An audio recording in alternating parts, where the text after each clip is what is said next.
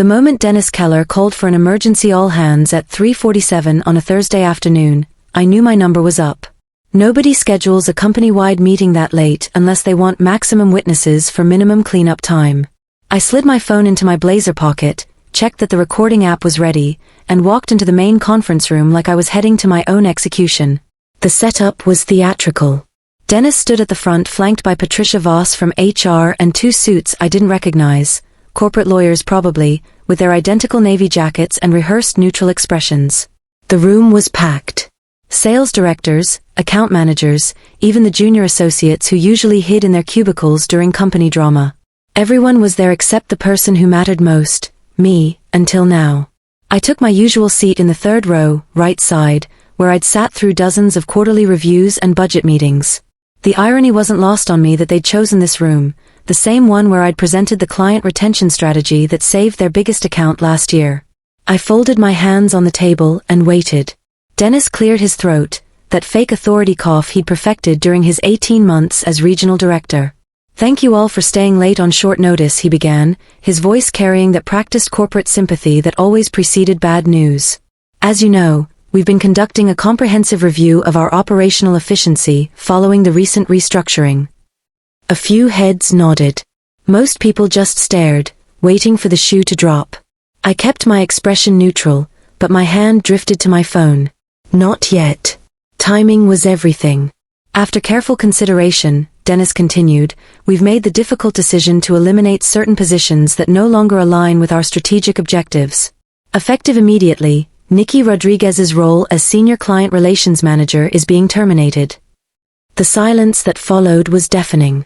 My name hung in the air like smoke, and I could feel every pair of eyes in the room turn toward me.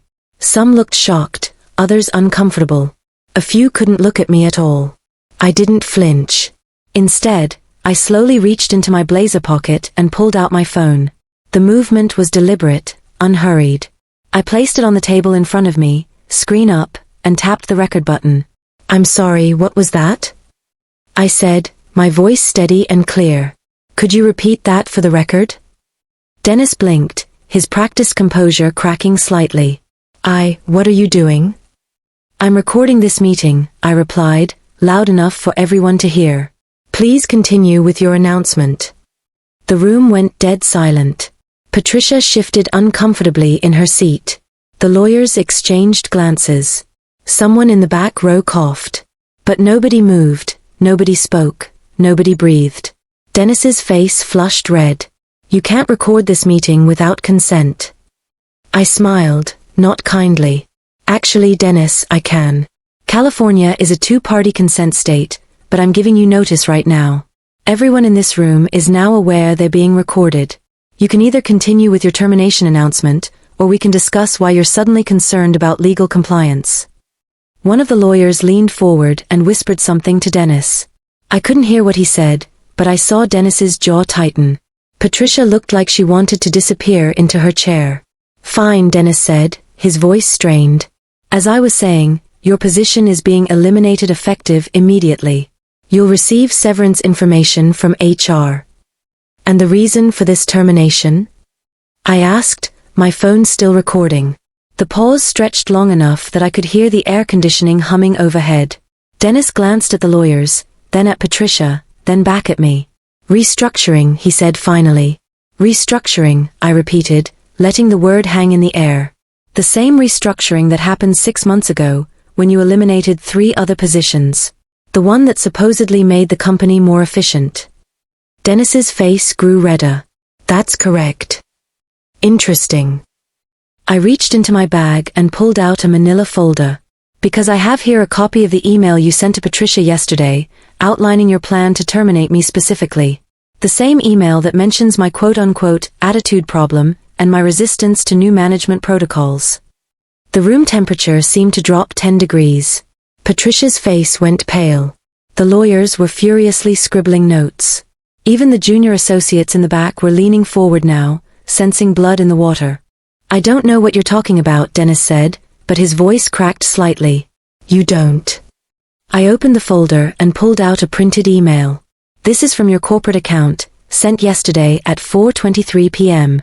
Subject line, N. Rodriguez, Termination Strategy. Would you like me to read it aloud? Silence. I'll take that as a no. I slid the email back into the folder. Let's try a different question. Dennis, when did you first decide to terminate my position? This isn't appropriate for a public forum.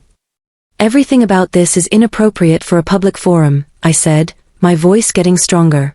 You called an all-hands meeting to humiliate me in front of the entire company. You wanted an audience? Now you have one. I stood up slowly, my phone still recording. For the record, Dennis, I want you to state clearly, are you terminating me because of job performance issues? No, he said quietly. Are you terminating me because of attendance issues? No. Are you terminating me because of misconduct? No. Then why are you terminating me? The silence stretched so long I thought he might not answer. Finally, one of the lawyers nudged him. Personal conflicts with management, Dennis said, the words coming out like he was being forced to swallow glass. Personal conflicts, I repeated. You mean the personal conflict where I reported your expense account irregularities to the board last month? Patricia actually gasped. The lawyers stopped writing. Even the air conditioning seemed to pause. Or the personal conflict where I refused to falsify client billing records to make your quarterly numbers look better? That's enough, Dennis said, but his voice had lost all authority. Or maybe the personal conflict where I wouldn't sign off on your plan to lay off the entire customer service team and outsource their jobs to a call center in the Philippines? The room erupted. People were whispering, shifting in their seats, some standing up to get a better view. The junior associates in the back were wide-eyed, probably wondering if they should be looking for new jobs. I said that's enough. Dennis shouted. I picked up my phone and stopped the recording. You're right. That is enough. I looked around the room at all the faces staring back at me. I want everyone here to know that I've documented everything. The expense account fraud, the billing irregularities, the illegal termination. All of it. I walked toward the door, then paused and turned back. Oh, and Dennis? I've already sent copies of everything to the Department of Labor, the State Attorney General's office, and the IRS. I figured they might be interested in your creative accounting methods. The blood drained from Dennis's face. Patricia looked like she might faint. The lawyers were frantically shuffling papers. My attorney will be in touch, I said, and walked out of the room. Behind me, I could hear the explosion of voices as 30 people all started talking at once. But I didn't look back. I had everything I needed. The recording was just the beginning. What I had in my bag was enough to bring down not just Dennis, but the entire corrupt management structure that had been bleeding the company dry for months. I walked to my desk, packed my personal items, and headed for the elevator. As the doors closed, I pulled out my phone and played back the recording. Dennis's voice came through crystal clear, personal conflicts with management. Perfect. That would play beautifully in court. 3 weeks later, Dennis was gone. Patricia had been reassigned to a different department pending investigation. The two lawyers were nowhere to be found. And I was sitting in the same conference room, but this time with the company's new interim CEO, discussing my reinstatement with back pay and a promotion to Director of Client Relations. We're sorry this happened, the new CEO said. The board wants to make this right. I smiled and placed my phone on the table. I appreciate that. Do you mind if I record this meeting? For my records. She smiled back. Of course. We have nothing to hide. That was the difference between good management and bad management. Good management didn't mind being recorded because they had nothing to hide. Bad management was terrified of accountability. I hit record and leaned back in my chair. Let's begin.